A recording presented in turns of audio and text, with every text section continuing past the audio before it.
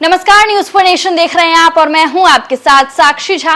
बिहार में जातीय सर्वेक्षण के बाद से ही ये सवाल उठने लगा कि जिसकी जितनी आबादी उसकी उतनी हिस्सेदारी, और अब इसको लेकर राजद सुप्रीमो लालू प्रसाद यादव का बड़ा दावा सामने आया है। उनका कहना है कि देश भर में जितनी भी संपत्ति है उसका लगभग 88% संपत्ति जो है वो जनरल कैटेगरी के लोगों के पास है। क्या है पूरी खबर, आइए हम आपको बताते हैं विस्तार से।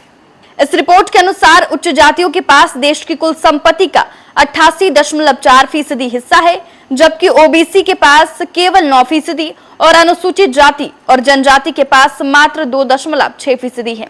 आपको बता दें कि 2013 में ओबीसी का देश की संपत्ति में 17.3% हिस्सा था, जो 2022 में घटकर 9% ही रह गया।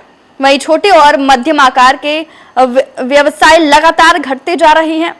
कृषि घाटे का सौदा होता जा रहा है। किसान सरकार की गलत नीतियों के चलते बर्बाद हो रहे हैं। उन्होंने कहा कि सर्वविदित है कि देश में ओबीसी, एससी, एसटी की आबादी लगभग 85% है।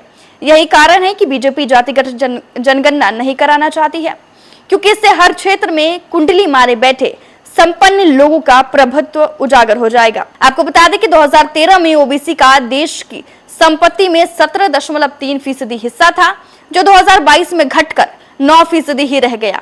वहीं छोटे और मध्यम आकार के व्यवसाय लगातार घटते जा रहे हैं। कृषि घाटे का सौदा होता जा रहा है। किसान सरकार की गलत नीतियों के चलते बर्बाद हो रहे हैं।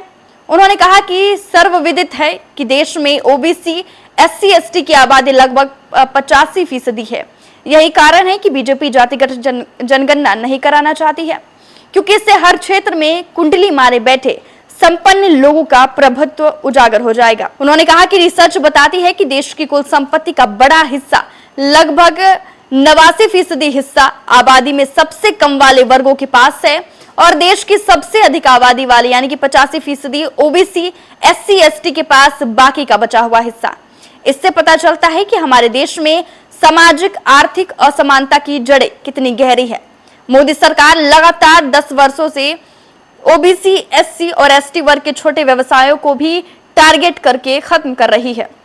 नरेंद्र मोदी और भाजपा पर निशाना साधते हुए लालू यादव ने कहा कि जब तक ओबीसी, एससी, एसटी और उच्च जाति के गरीब लोग बीजेपी की भक्ति और नफरत बोने वाले दंगाइयों को अपना नेता मानेंगे तो ये आंकड़े और भी बदतर होते जाएंगे।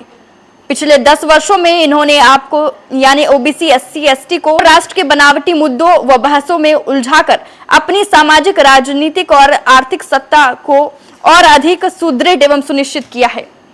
तो देखिए, राजद सुप्रीमो लालू प्रसाद यादव ने उच्च जातियों के पास लगभग 88% संपत्ति होने का दावा किया है, और इसको लेकर बीजेपी पर भी जोरदार हमला बोला है। आपके इस वीडियो पर क्या राय है, हमें कमेंट करके जरूर बताएं, और ऐसे ही तमाम खबर से अपडेट रहने के लिए देखते रहें न्यूज फॉर नेशन।